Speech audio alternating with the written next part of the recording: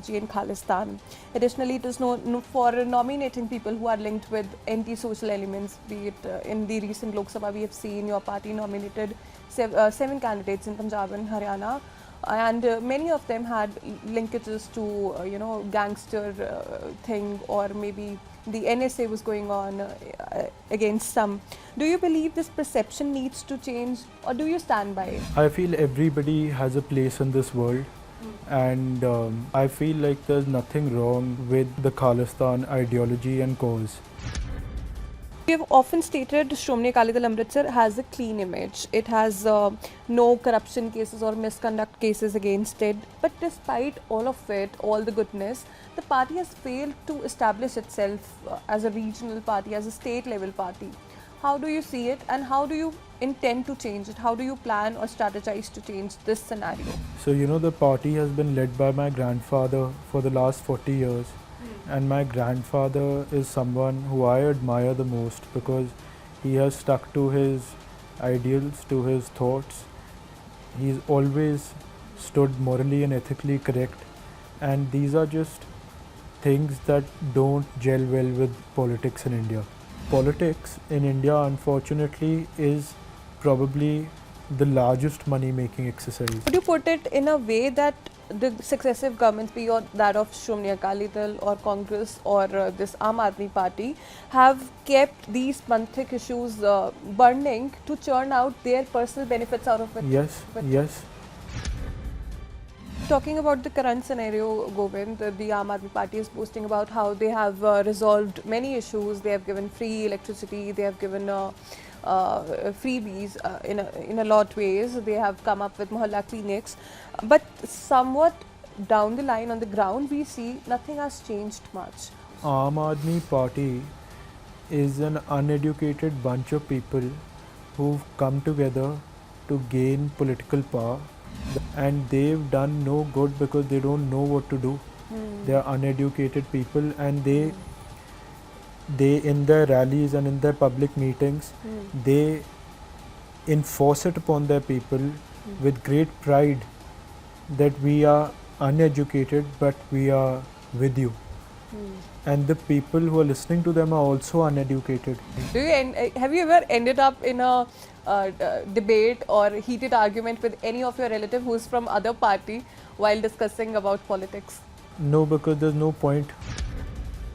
आप जैसे हो वैसे बिल्कुल ठीक हो, and हम भी आपकी तरह हैं, and आप बेवकूफ़ हो, हम भी बेवकूफ़ हैं, and that's not going to help the state or those people at all. When asked about your party, when Aam Aadmi Party, any leader or their supremo also, Govind Singh is asked about your parties, he has a stance on it that all these parties, be it Shiromani Akali Dal, Amritsar, Badal, Congress, they are all connected. They are a group of elite people.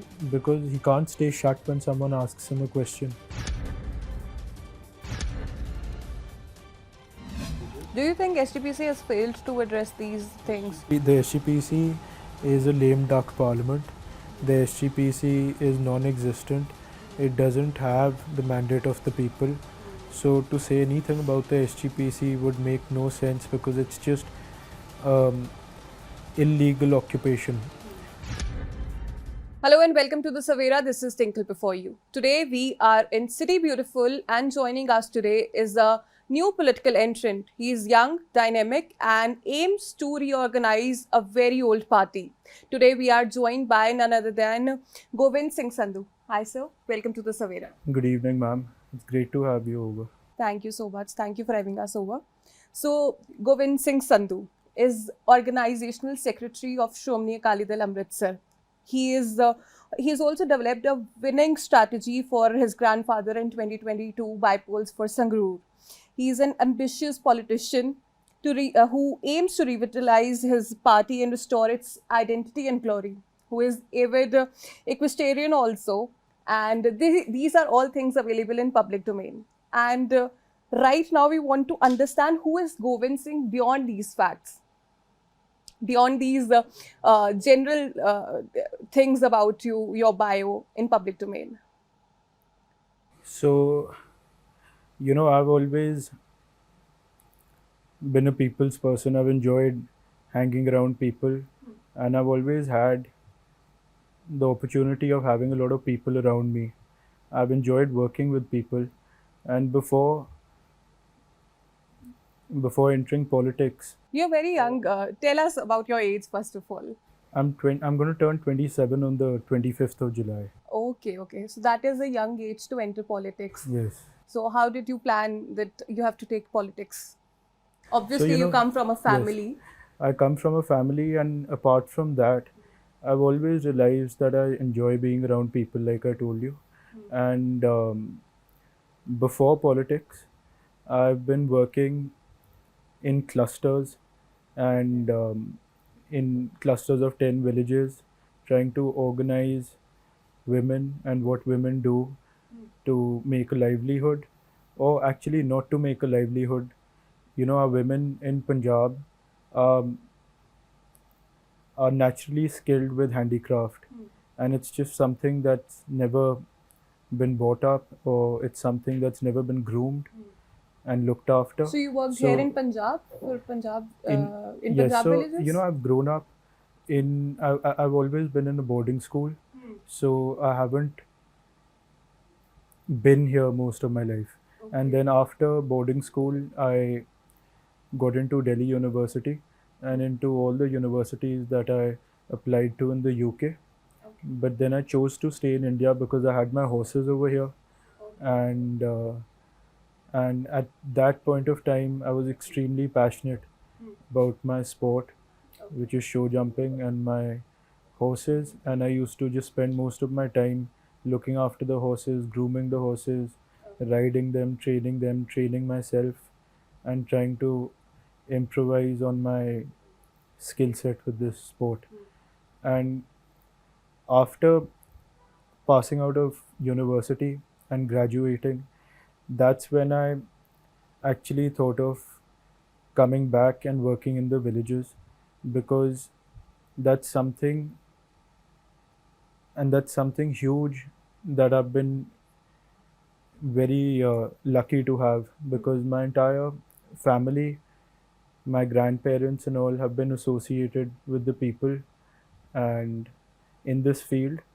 And I just thought there was a lot one could do with so many people and with such a large network of people. We have 13,000 villages in Punjab and 24 districts, and our party is present in every district. And I think the very basis of our party, the ideology, and the people behind it, and the people who believe in it are everywhere. So it was just that interest to organize all these people, to organize how to fight an election, and So pull off your own people, Punjab made you stay back in India. Is it right? yes, my people, my interest for being around people and organizing this field, as well as my horses. It was initially just the horses, Okay. and I was initially very keen on representing the country at the Asian Games. Okay. And but then you never know with life and So that where has life that takes you. dream or strategy bore any fruits in that arena? Are you Yes, going to represent India anytime soon? now I'm extremely unfit because I spent 2 3 years in the field in politics, Okay. and because of all that you have to keep eating. So what is more challenging? Tell us, Govind. Is it sports or is it politics? What is a common thing in politics and sports? You would So better understand. both require tremendous amount of hard work and perseverance. You have to keep at it. Like you can't let yourself feel low and pushed back with Where do you defeat. think competition is high? I think in sport, because at that moment you're competing against so many other riders in that same arena, and at that time that pressure and competition is just something amazing. I What was like your it. family's take when you told them that you want to, now sort of join politics? They are also politically, political people. And how did they react to it? My parents have been extremely supportive, but they've been very firm that I first complete my education and I do that properly.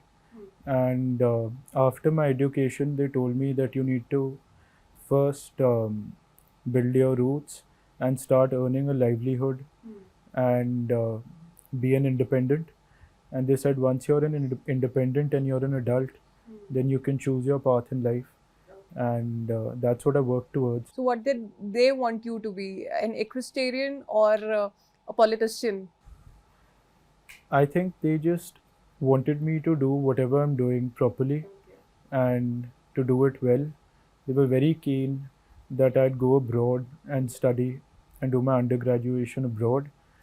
But at that time, I threw a fit and I chose to stay here because I wasn't willing to wrap up my stables and just that entire ecosystem with all my horses and the people who So, look how many after my horses horses, do the you own? trainers. I'm sorry, I'm coming out of the context. So I have a couple of horses over here in Punjab, and we've also started breeding with some of the horses, so they've increased in number, and I think we have about 7 horses here, Here in and they're Punjab. all yes, they're all sport horses. They are show jumping horses. They're bred for show jumping, and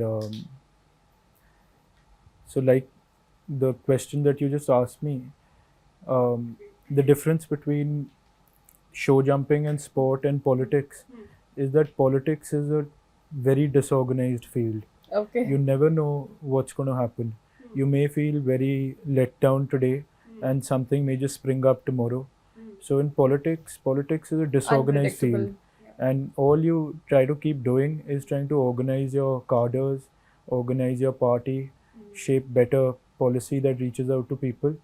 And with sport and competition, that's a very disciplined life. Over there, you have to wake up early in the summers, finish working with your horses before the sun What comes up. bugs you the most in politics?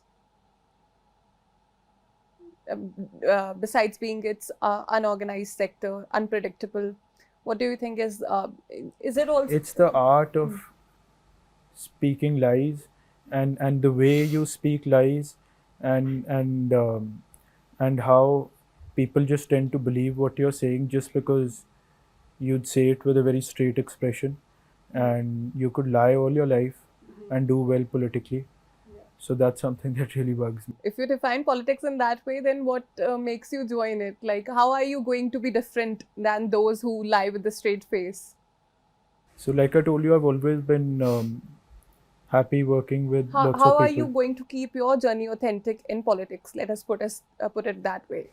by being ideologically correct, and there's no need for me to misconstrue information or to create an unnecessary hype or propaganda because it's not something that my family or I thrive upon. It's not like I'm under some form of financial pressure to be corrupt and to tell lies and to get away with it and to make my money and to secure my financial interests. So for me, politics is more about organizing the disorganized sentiment. If you go into the villages, it's just a virgin field for anything that you plan to do.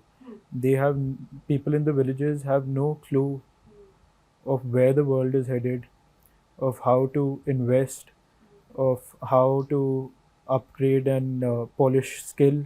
Because, like I told you, our women in the villages have always, have always been skilled at different forms of handicraft.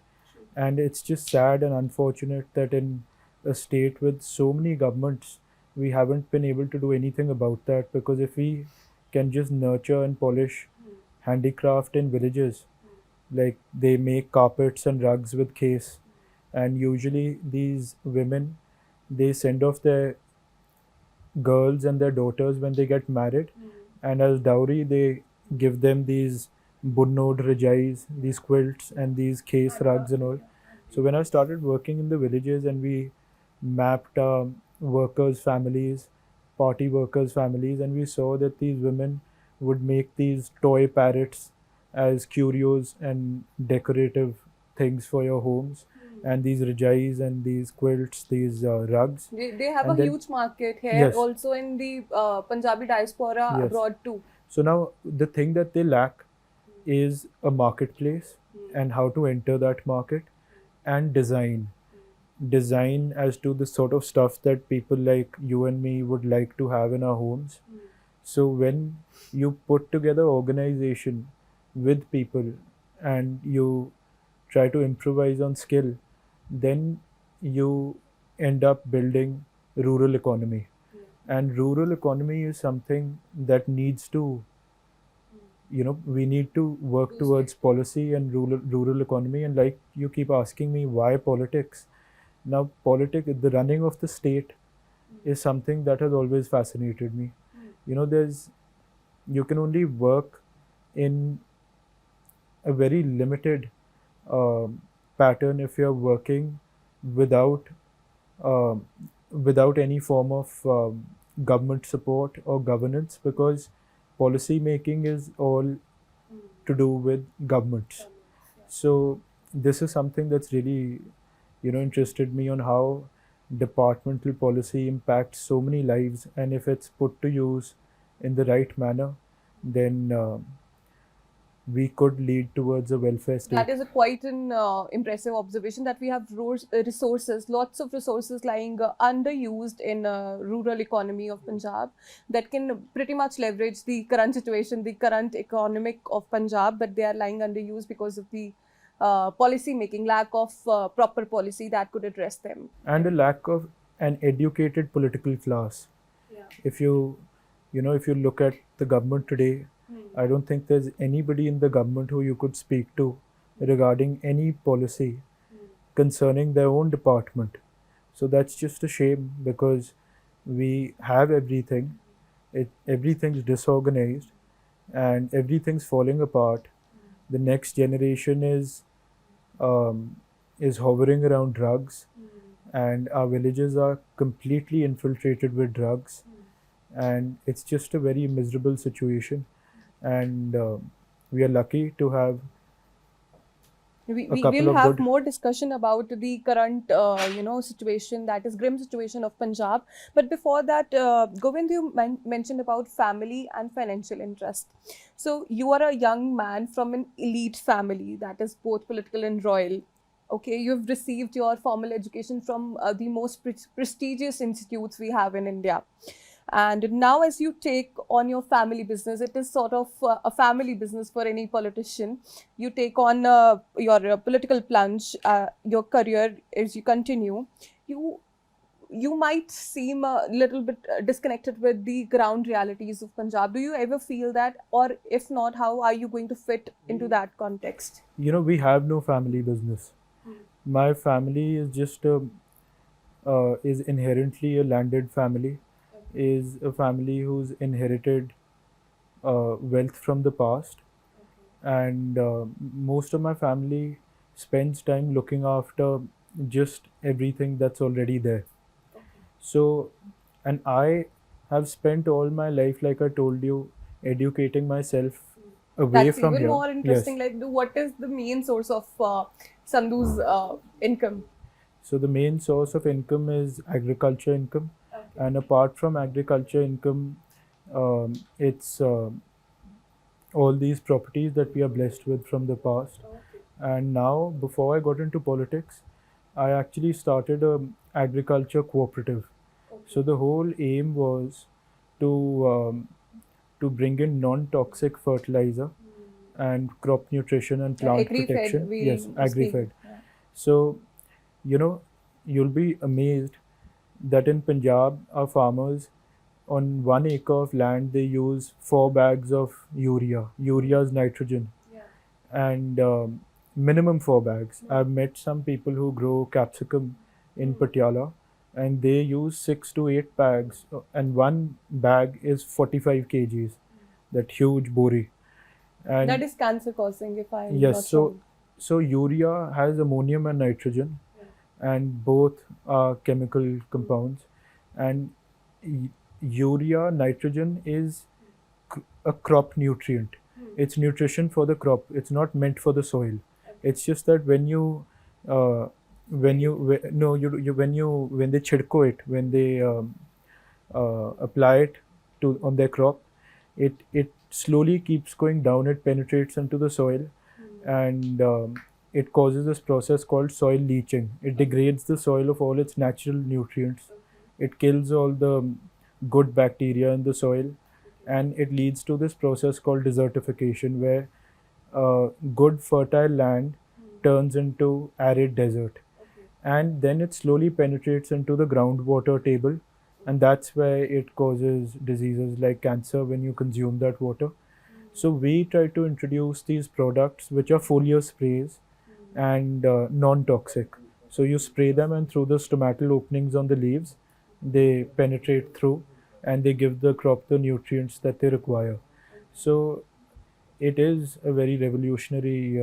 So in a way, through Yes. AgriFed, you are going to break that elitist image that you have, that he comes from an No, elite I don't background. think I've ever had an elitist image.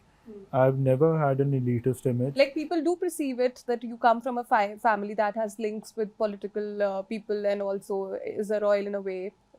So there is a certain image that But comes, these things perception just into don't mind. interest me at all. Hmm. What interests me is to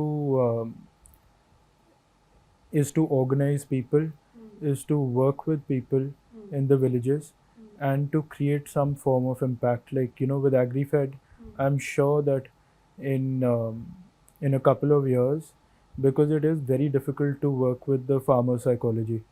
Farmers in our state are averse to everything. It takes a lot of time to explain to them, and they tend to not want to believe anything. They are extremely curious, and they Also very skeptical because very of the government. skeptical. Yeah, Yes, because of the governments have in past done few things which have not turned really into their favor.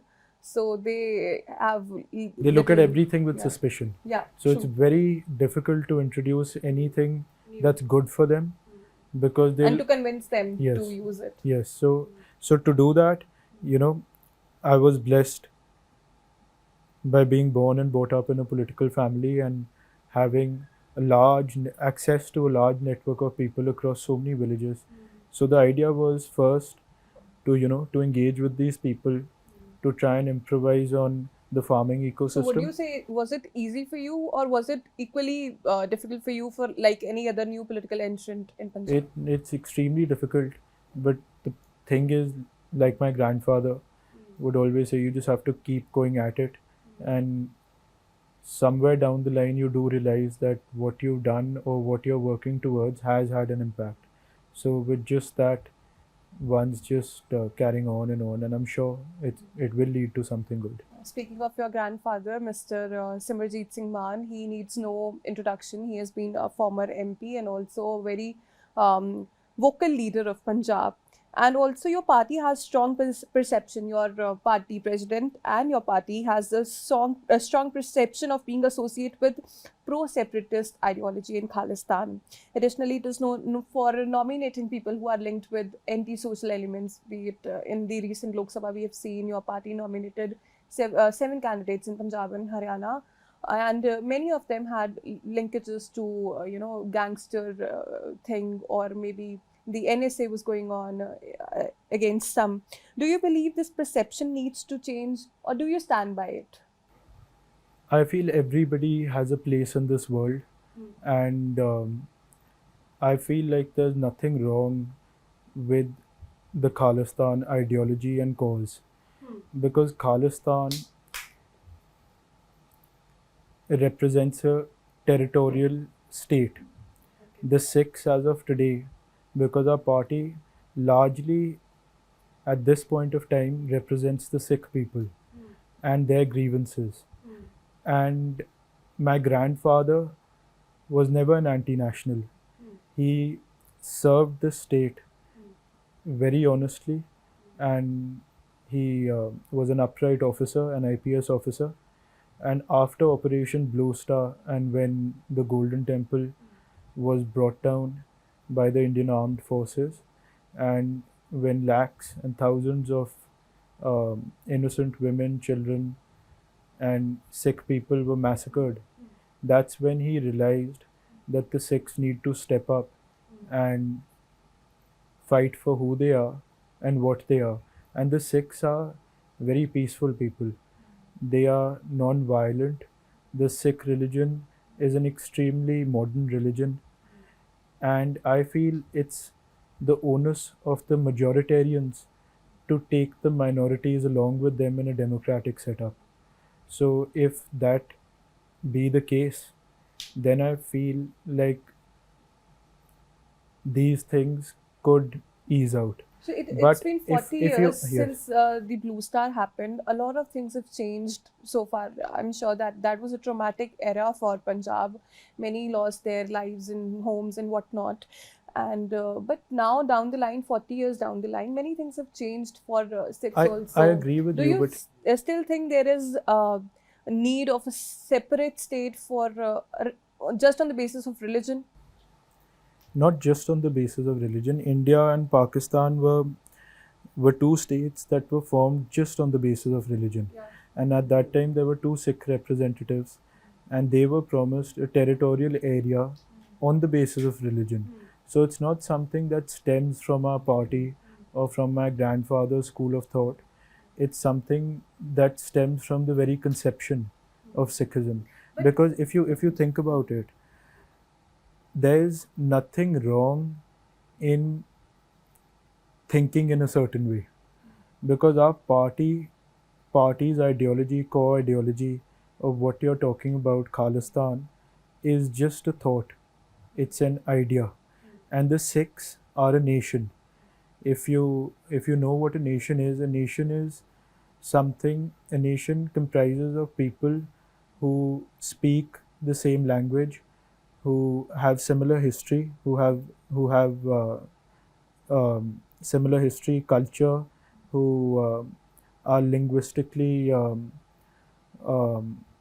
similar, who have a similar architectural style, who and a nation state is everything what I mentioned with a territorial area.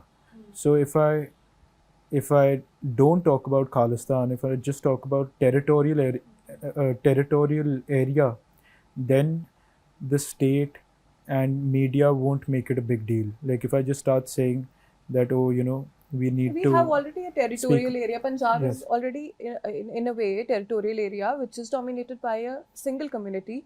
So why is there a need of it's not it's Khalistan? not it's not dominated by a single community. Neither do we want it to be dominated by a single community. Not The dominated. fact, yes. That might not be the best word to use here, but majority here is of a single community. It's a Sikh majority state. So do you think there arises a need of a separate state, given that Punjab had suffered the most during the partition that happened between India and Pakistan? So do you think there is again a No, need I to feel like there's revisit those no need for horrors? suffering. Hmm. There's no need for any form of horror, which is why our party works in a completely peaceful manner under all guidelines of law, and we are all lawful people. And it's a thought that the Sikhs um, look up to, or a section of So Sikhs when look up to. Govind Singh Sandhu will reorganize the Shiromani Akali Dal Amritsar, will this idea, this core ideology of which aligns into pro-separatist ideology or Khalistan will remain there, will remain intact, or Yes, the will it ideology change? should not be linked with violence, with anything that anybody would disagree with horror, like you're mentioning, and like other newspapers associate this terminology with terrorism and with the extremism and fanaticism.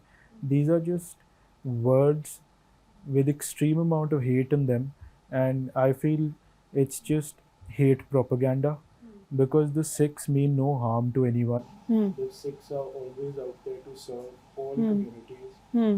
and in our Sikh religion, the basis of the Sikh religion is equality. Guru Nanak Sahib formed the Sikh religion as a new religion because of the rigid caste system in the then Hindu religion and the inequalities in society. So to break those unequal barriers came about the Sikh religion, where and this religion comprises of everything apart from a territorial area. So having that thought of gaining a territorial area isn't wrong. And if you think about it, in the past, the Indian state talks about Maharaja Ranjit Singh's empire as one of the most prosperous empires and rulers that this country has ever had. So there's no, you know, But we are already out of those royal things. So it is a democratic, secular country when we talk about. So speaking of Khalistan brings a wrong idea about it. no, it's just that the Sikhs are a nation, and Khalistan would be a nation state. It's a thought, it's an idea, it's something that the Sikhs feel secure about, and I don't think there's any need to associate it with violence or with anything scary, because that's not the intention, and never would one intend to try and polarize or communalize people on the basis of such ideology to create some form of wedge between this Sikh community and the other communities in the state. It's just an idea. If everybody likes it, then they'd work towards it. They'd struggle peacefully. They'd speak about it, and that's what we do. True, fair enough. Again, moving on to my next question. You have often stated Shiromani Akali Dal Amritsar has a clean image. It has no corruption cases or misconduct cases against it. But despite all of it, all the goodness, the party has failed to establish itself as a regional party, as a state level party. How do you see it, and how do you intend to change it? How do you plan or strategize to change this scenario? So, the party has been led by my grandfather for the last 40 years. And my grandfather is someone who I admire the most because he has stuck to his ideals, to his thoughts. He's always stood morally and ethically correct. And these are just things that don't gel well with politics in India. Like I told you, and I could blatantly be lying to you about 10 different things and be making false promises like this current government has done, and talk all forms of and bring about all forms of misconstrued perception of how the state would run. And I feel that would be very wrong of me to do so, because um, I'm in it because I admire my grandfather. I like working with people, and So how are you going to take it to the state level, to I the think regional level? so. It's What not like, changes yes, does your party require according to you? we require strong organizational changes. We need to. What will it take? It will take a lot of time. It's going to take a lot of time and a lot of effort. We have to reorganize our cadres at voter level, at booth level, and we are working at doing that. And like whatever I'm explaining to you, we are trying to infiltrate into the masses through an organized cadre system by explaining them these Pros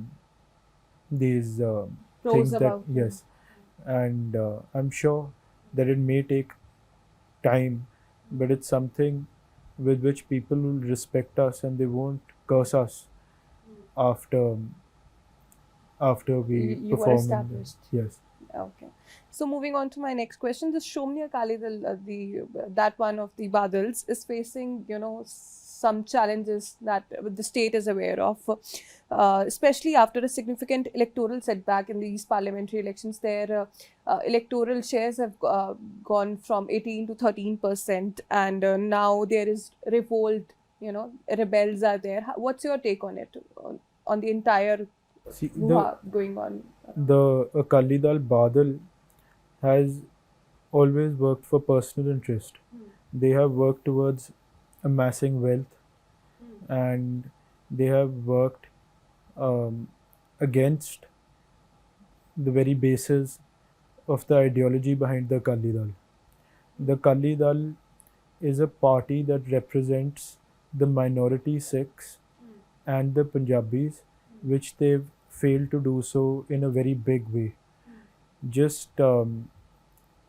to just keep plunging into this political field for power and to accumulate illicit wealth through all sorts of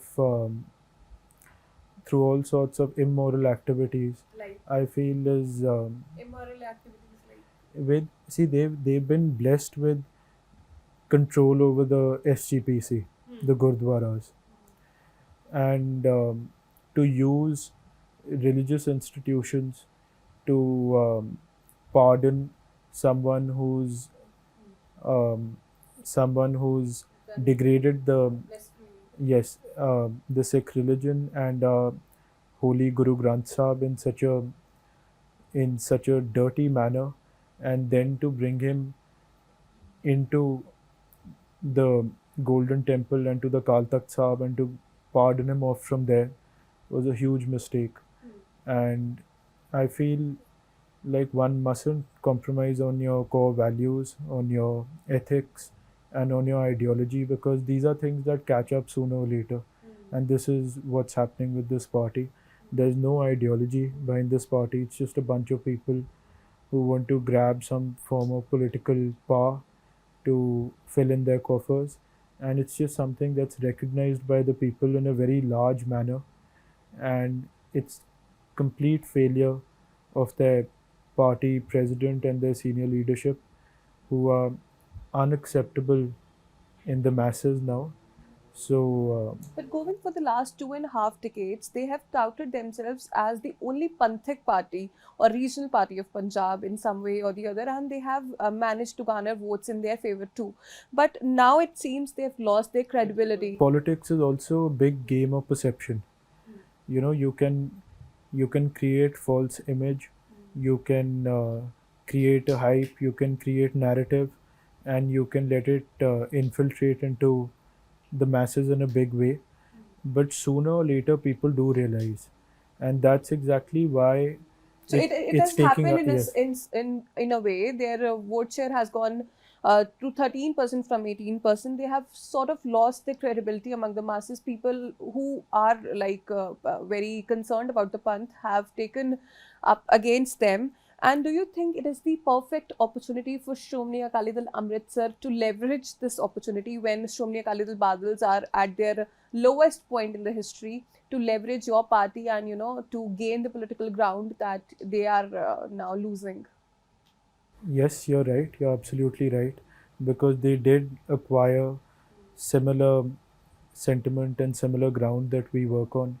And we are working very hard, like my grandfather and the entire party has always done.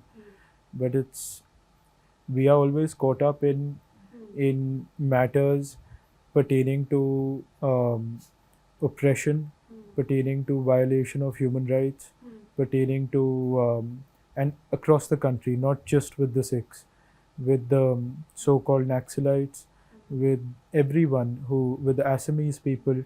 And because we work on such a wide range of things and we don't work in a manner to clinch onto political power and fame and money, illicit wealth, is why it takes us a little more time.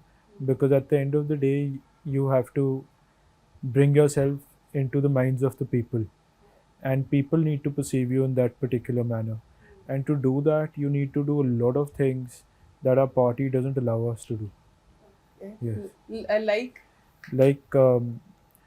like distribute booze and liquor during elections, or a day or 2 days before the elections, distribute money, drugs, and so these are the yes, the Panthic principles are keeping you away from yes, taking these wrong paths. and also the state has been very successful in driving in a narrative that if you support a Panthak party or a party that works on core values and ethics, then the Hindu community would be in danger.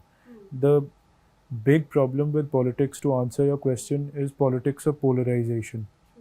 And this country, as opposed to all countries that are doing well across the globe and countries that are moving forward, are countries that are working towards a welfare state. Over here, Unfortunately, the government in the center, in the state, across all states, are only working towards polarizing. So in a way, they'd be happy if people remain uneducated, and So they find this was yes. connected to my next question also. I was just about to ask you that central government talks a lot about religious sentiments, be it about the Ram Mandir and other such stuff. But when it comes to Punjab elections, people also write the religious sentiments here in the name of Panth and Panthic issues. How is it different then? So the governments are causing serious amount of disturbance in the state. They are misbehaving with the minorities, with the Muslims, with the Christians, with the Sikhs. Now, for example, the state and the law states that nobody can be imprisoned for more than 14 years. 14 years is life imprisonment. But we have Sikh prisoners who've been sitting in jail for the last 30, 35 years. And this is just grave injustice.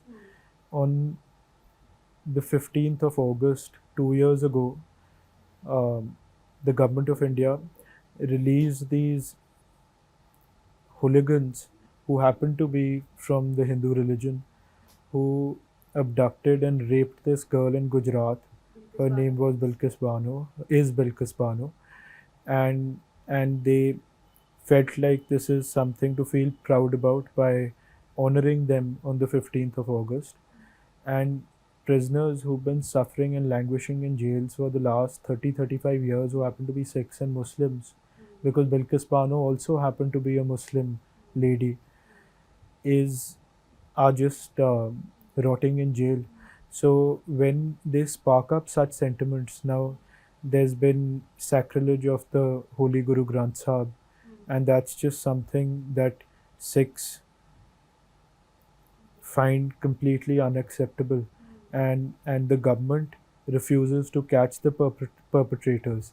Then there's huge infiltration of synthetic drug in Punjab, and it is not possible to have drug available at every turn or in every corner of the state without information, Of it being in the yes, of it department. coming in, infiltrating into the masses. So when you disturb a state communally, you tend to create huge communal distress and hatred. You tend to divide communities, and that is the present situation in Punjab. So if, for example, if our party is spoken about well, then the other parties, to try and disturb our working, will try and incite the Hindu religion by telling them that, look, now the days of terrorism, fanaticism, anti establishment are going to rise, and your families are going to be in danger. And by doing this, they manage amassing the larger population, which are the majoritarian Hindus in our country, and then they win the elections, and they do what they have to do, and then they do the same thing again. If you look at this previous election, the only agenda that the current government fought on the was the bringing up of the Ram Mandir. But don't you think the voters in general are very intelligent? Despite the Ram Mandir being built, they have been, tasted a little defeat in these Lok Sabha elections. Even the Hindu majority states have, let them down. The BJP and the RSS are the single largest party in the country. There's no defeat that they faced. Their But they vote have share faced a major their vote setback. share. Even in Ayodhya itself, they have lost the ground. So in politics, anything can happen, but the point is that they have done very well in the majoritarian Hindu heartland, which is UP, Bihar, and it's just the coming together of all opposition parties who used to oppose each other ideologically and in every which way to just give this current government some form of competition, which has made it look like the opposition is coming up, but you never know what may happen. Okay, Govind, when we talk about Panthik issues of Punjab, when a simple layman like me would say Panthik issues, one would think of sacrilegious, or some might who come with the extreme thought process might think of Khalistan and such ideology also. Would you tell us, as young and educated politician, how important do you think Panthik issues are in Punjab? What are those issues, and why have successive governments failed to, resolve them or address them in the right way? To bring back normalcy in the state and to end disharmony is very important. And when you have a population as large as our population in India and in Punjab, which is one of our states, and when you have no opportunity for the youth, then the youth and every generation has nothing to look forward to apart from religion or drugs or migration, to migrate from here and to go and look for something to do in a country abroad. So it's a very deep rooted problem. And Panthak issues are extremely important because when your entire population has just religion to find some form of security with, and when your state is in form of religious turmoil, and if you don't settle these issues, then these issues can lead to much larger issues What which we've what are seen. these Panthik issues? Can you just walk us through? One being sacrilege of Sacrilege the of the Guru Granth Sahib, then the release of Sikh prisoners who've been languishing in jails for so long, and because this makes the Sikhs feel that the law is different for the Sikh people and different for other communities, especially when you see five people from another community go and rape a minority woman, a woman who belongs to a minority religion, and with celebration you have them released on the 15th of August. And when you see your people from your community languishing in jails for so long, which is illegal, then they just tend to feel like the state doesn't need us, or the state wants to push us to an extreme corner. And when they see drugs being infiltrated, now people who are mentally strong and who aren't weak, which are very few in numbers, who don't go, uh, who don't get caught in this drug messy situation, they tend to think. And when they think and they see states like Gujarat and other states where the infiltration of drugs and other intoxicants is so low, then they tend to wonder why this is happening with Punjab and with other minority states like Kashmir. And then you just clearly come to, you form an opinion. And once you form an opinion, then it leads to an uprising of masses, and that's what we've seen in Punjab.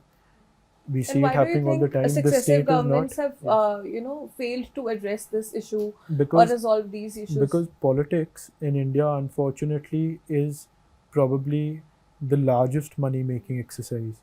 It's in simple words, I'd tell you, like, if you'd invest say 10 crore rupees on fighting an election, then you're investing or putting in the 10 crore rupees with the vision of making 1,000 crore rupees.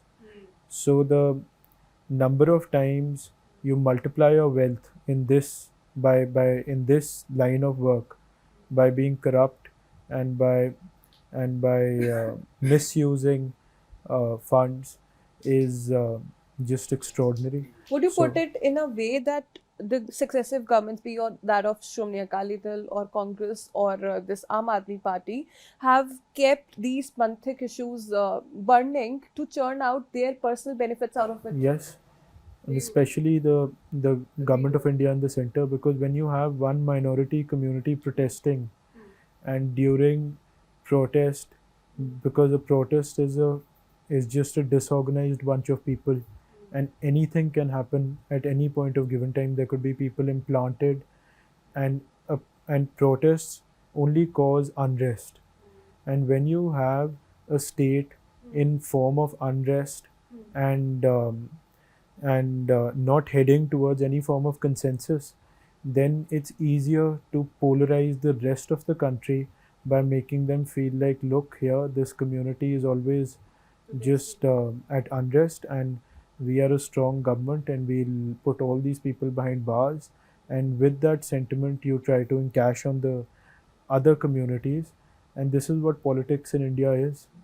And until this doesn't change and it doesn't move towards working uh, towards a welfare state through welfare based policies, it's just something that you'll never see a politician from any of these generic political parties going into the field and trying to expedite schemes for the poor people that are implemented by the government of India, because they're just not interested.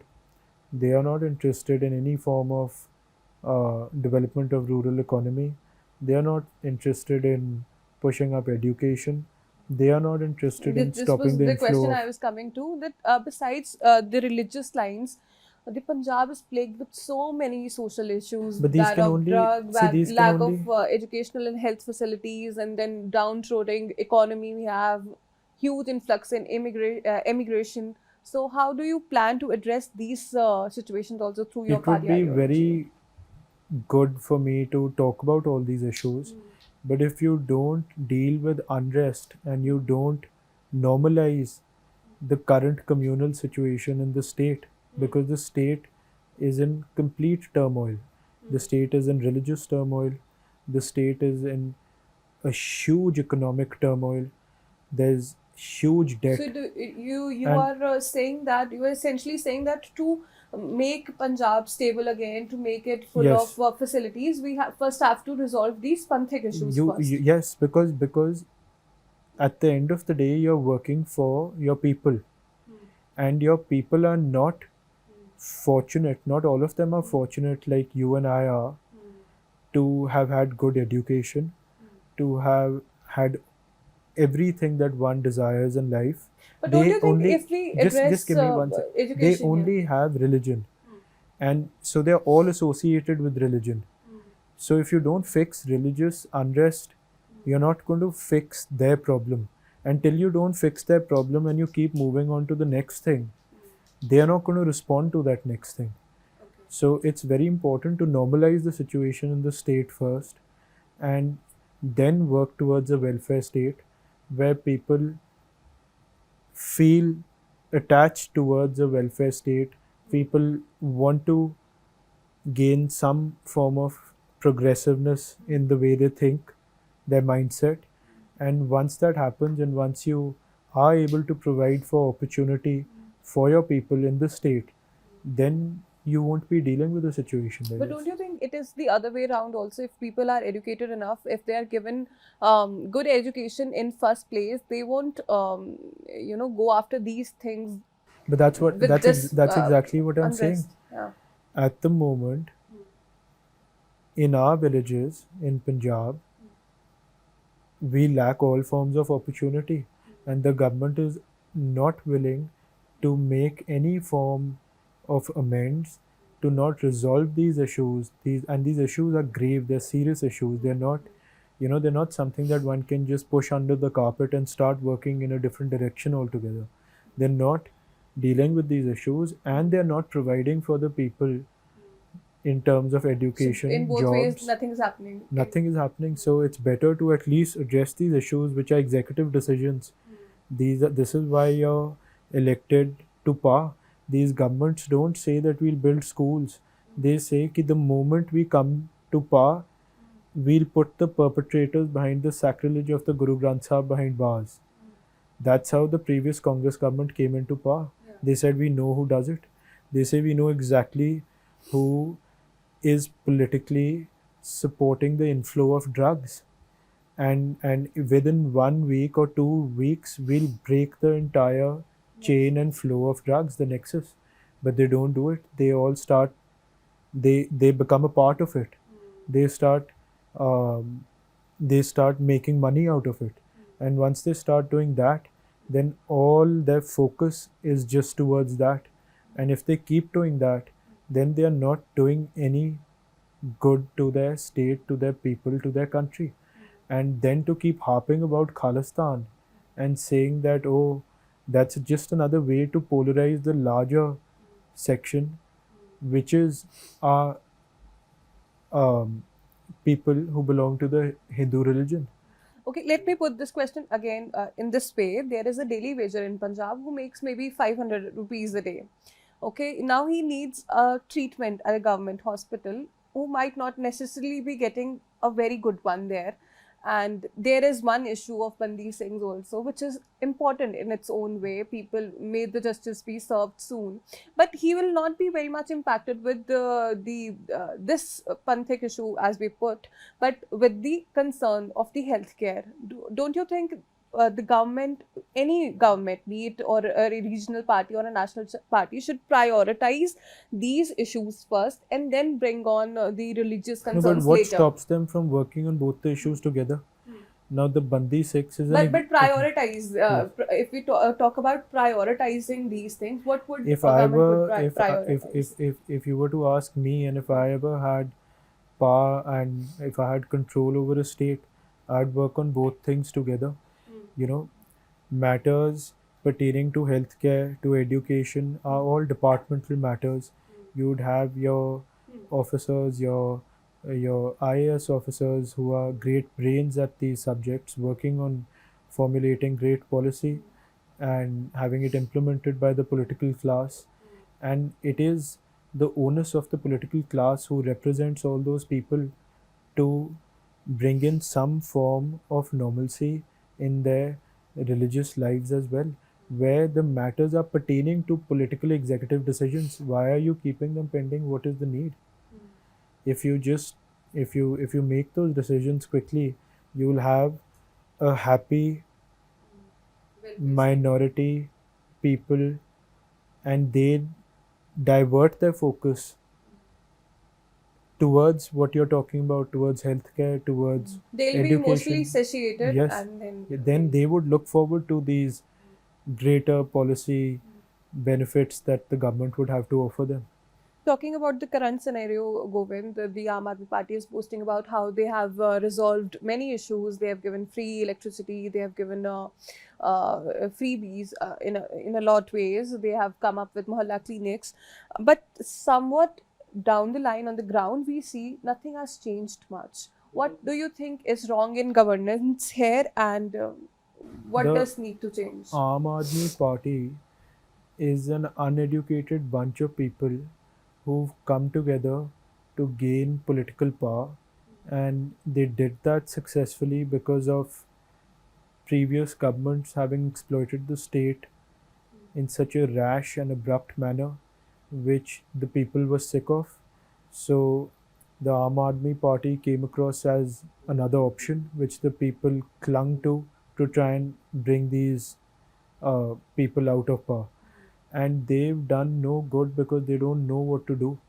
They are uneducated people, and they in their rallies and in their public meetings, they enforce it upon their people with great pride that we are uneducated but we are with you. And the people who are listening to them are also uneducated, so they feel like, oh, these people are a part of us, and they don't realize. So it's just a very vicious cycle. And to end this, um, the most important factor is the realization factor within the people. People need to understand what's happening, But and we when need asked to. about your party, to when Aam Aadmi Party, any leader or their supremo also, Bhagwant Mann is asked about your parties, he has a stance on it that all these parties, be it Shiromani Akali Dal, Amritsar, Badal, Congress, they are all connected. They are a group of elite people. Like how you label them uneducated, they would label you as elite people who have a family politics. This is their family business, and no matter who is in the power, they would do just to keep up their lives. How do you react to it?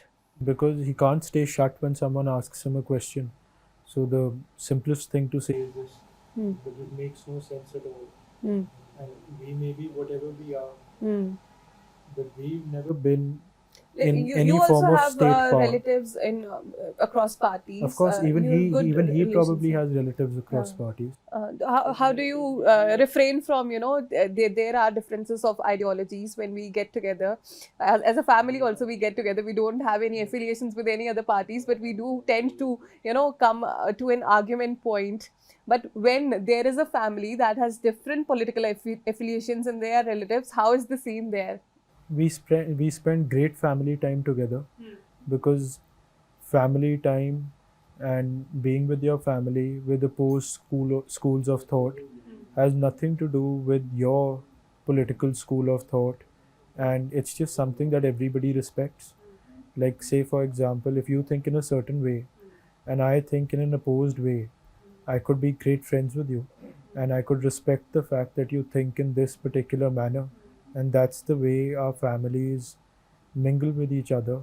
And So what all things do you discuss about? What all things do you talk we about? talk about adventure, we talk about sport, we talk about farming, we talk about Everything under the sky but politics. everything that's happening in the world. We talk about politics, and Have you ever ended up in a debate or heated argument with any of your relative who's from other party while discussing about politics?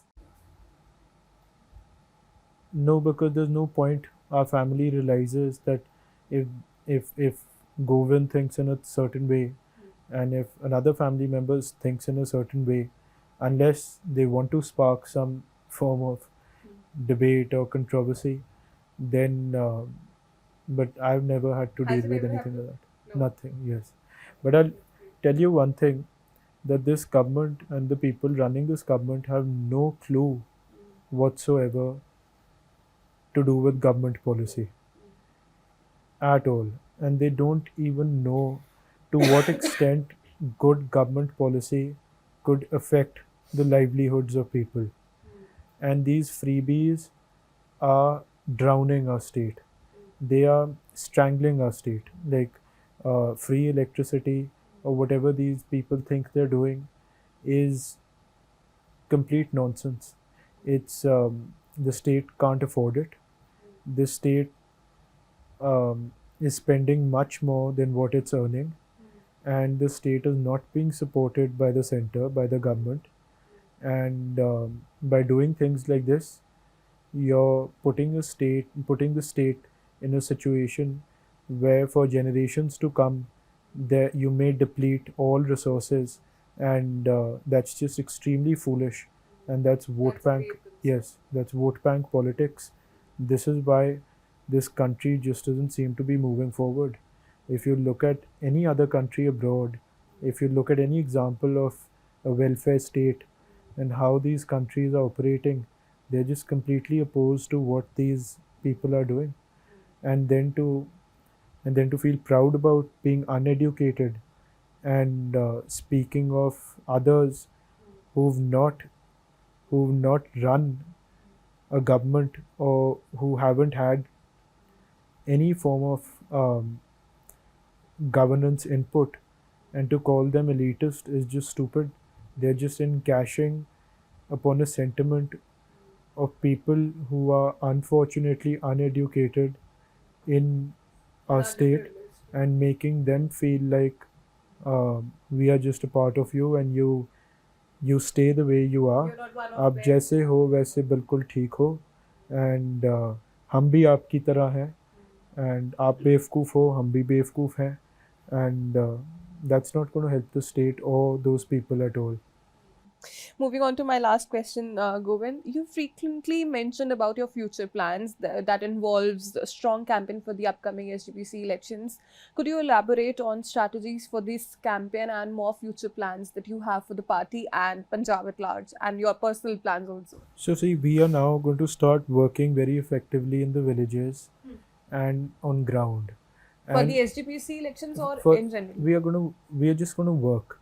And once we are confronted with elections, because the SGPC elections are another very big cause of disharmony within the Sikhs in Punjab, because it's been 11 years they haven't conducted the SGPC elections, which is just not right in a democratic setup. So what we are going to work on now in the villages is we are going to work seriously against drugs, and we have a huge campaign in place which we are going to start implementing very soon. We are going to work uh, on on the caste system because it's somehow come up again, Also, the and conversions have and coming the up. conversions, and we are going to try and build a bridge between these disparities between the Majbi Sikhs and the Jat Sikhs and other other people in the villages. Do you think SGPC has failed to address these things? The SGPC is a lame duck parliament. The SGPC is non-existent. It doesn't have the mandate of the people. So to say anything about the SGPC would make no sense because it's just um, illegal occupation. Um, like like how people go and occupy lands, gair mumkin kabja. This is what the current situation of the SGPC is. So yes, the SGPC has failed uh, massively. The SGPC has not been able to Address look the caste after. system Yes, also and conversions also that yes, are happening rampantly in Punjab. yes. So, how do you plan to address that conversion pit? So we are going to go. We are going to start now. We are going to start a movement village to village, and we are going to spend 2 days in each village.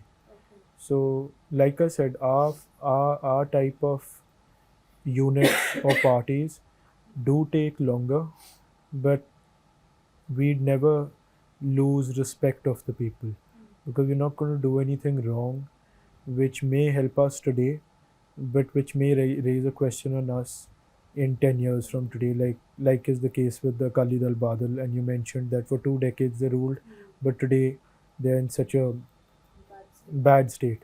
So we've never been in a bad state with the people. People have always respected our leader.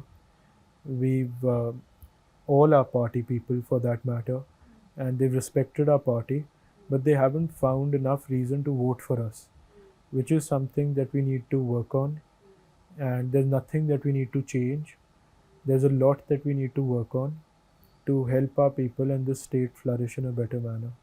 We wish you all the best and may you give them all the reasons to vote for your party in the coming elections in the SDPC2 and the Vidhan Sabha elections that are also coming in 2027. All the very best to you. Thank you. And thank you so much for giving us time. Thank you for this insightful